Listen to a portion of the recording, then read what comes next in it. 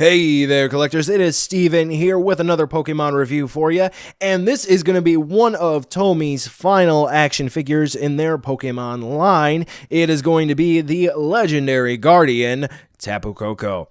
So, with this popular legendary Guardian, whatever you want to call it, from the Alola region in action figure form for about $13, it's actually pretty rare at retail, just like its status in the games. And considering it's so hard to hunt down, not being on the store shelves at all, at least in my area in the past couple of months that it's been out, is it worth hunting down on secondhand sites like eBay or maybe even someone in a Facebook group to see whether or not you can get it? Well, that is what this review would be for. So let's take a look to see whether or not it's worth adding into your collection.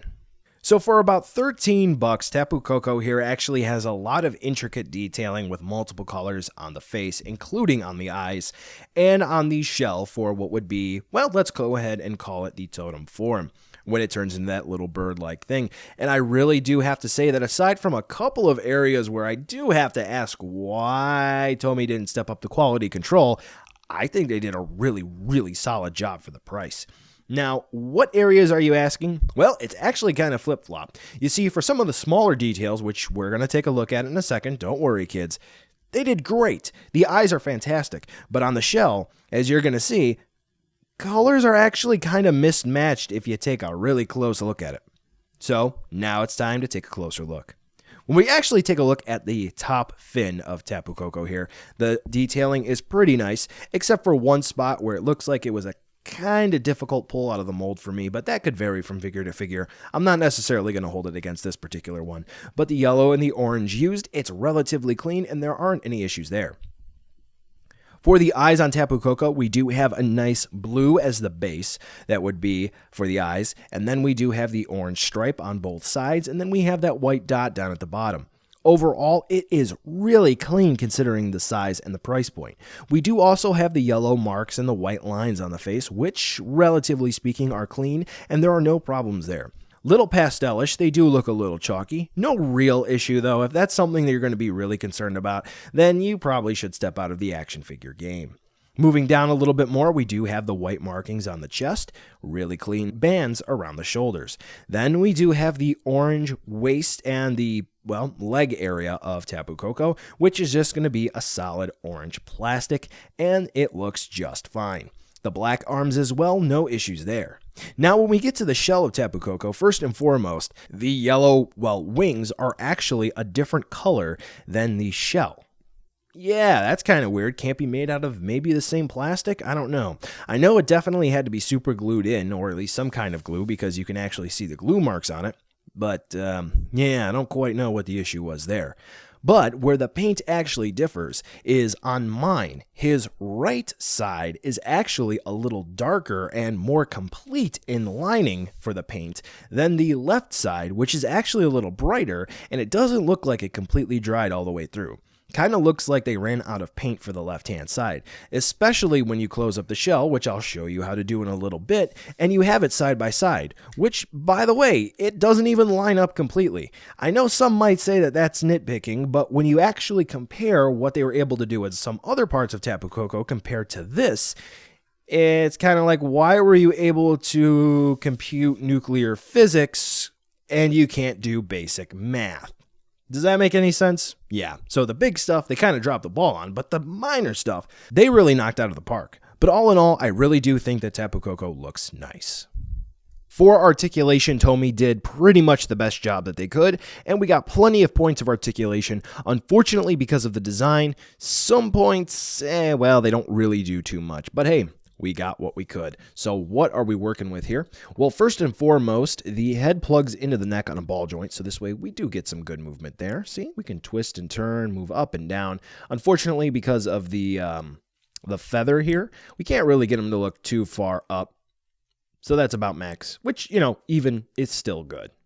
So some nice movement there. We can pretty much get Tapu Koko to look around in all directions, but you can pop that head off if you really tried. Now for the arms, we do have an interesting configuration here. I'll put it that way. We do have a swivel hinge, at the shoulders, so this way we can spin the arms like that, and they do move up and down. We do have a bicep swivel, we do have an elbow hinge, and we have a swivel in the midpoint of the arm on the forearm. We also have a little bit of a hinge where it would plug in on the side of the totem shell, right there for its wrist. But the thing is that there isn't a swivel joint where it connects in right behind the beak there. So we get plenty of movement there, so this way we can move Coco's arms around, we can do this, that, and the other, get him to point up, get him to point down, and even one of the gimmicks of the set is to even have it connect in together, so this way we get that birdie totem form, like you've seen. So that's cool. That's how you do that. But something to really keep in mind is that you don't want to force any of the joints. And there's technically a right way for the elbow hinge and whatnot to be aligned up. As you can see here, there's actually sort of a curve on this part of the sculpt, so make sure that you're not forcing the joints one way or another. Okay? Okay. We don't have any ball joints at the waist or the ab crunch, no swivels either, so we're not going to have any movement there. And on the beak, both of them are actually going to have hinges. So you can open and close them independently. And when you put them together, you can actually have it so that way only half of the beak is open and the other half is closed, which is kind of weird looking, but hey, it is what it is. Then we do have the bottom feathers here, which would be on ball joints. So this way you can spin those around if you want. And then this back one kind of moves, but I don't think that's actually on a joint. I just think that's a very, very thin connection that can kind of move, but you don't want to twist and turn that and break that off. So yeah. So overall, the articulation for this little fella here, pretty good. They did the best that they could. And overall, I think we did get some nice joints here. The only issue is that they have loosened up over time with constant moving. And I've only had this for about 2 or so months now, so do keep that in mind when you open this one up. Now, for accessories, this is kind of where there's a step back. We do get this stand that just plugs into the bottom here. It's a good fit, don't get me wrong, but as you can really see, just with the slightest movements and trying to plug it in and whatnot, it is already falling out.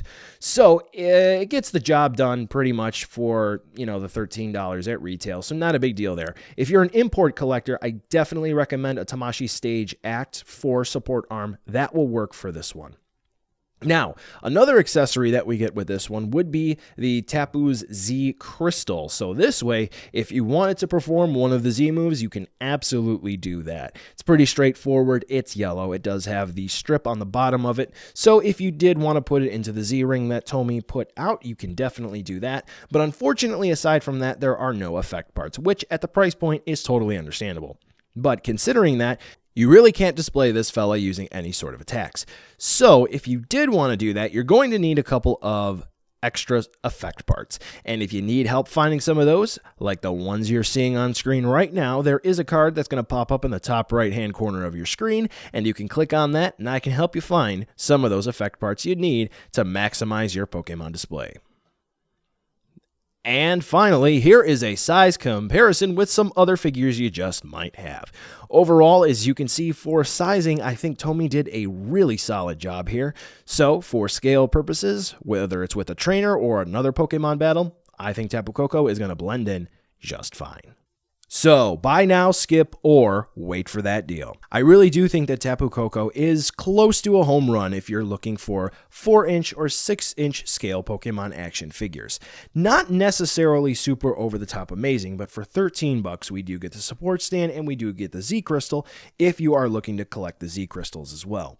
So, this is going to be not only one of your only choices, but it's a pretty solid one as well. It does have some drawbacks like articulation in the arms, which could be just a little bit better, meaning the loose joints and not being able to swivel it in just that one spot where the arms connect into the shell, and the paint on the shell being, I think, not so good, but other than that, this thing is great. Whether you're pairing it with your SH Figuarts Ash, or your Tomy Ash, or your Figma Red, or any of the Nendoroids, or whatever else you're going to have that I could keep naming just to continue this review for whatever reason, don't worry.